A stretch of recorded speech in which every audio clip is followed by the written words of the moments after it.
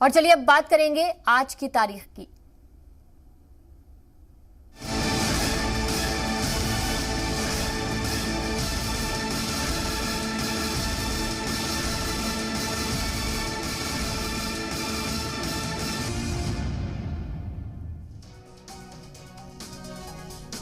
और चलिए सिलसिलेवार तरीके से देखते हैं आज की तारीख।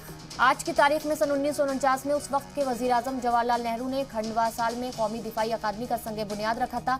1997 में सोवियत यूनियन ने नोवाया ज़लमाया में जौहरी टेस्ट किया था। 1981 में मिस्र के फौजी अफसर और 1970 से मुल्क की इख्तिदार पर काबिज मोहम्मद अनवर अल सादात का इंतकाल हो गया था।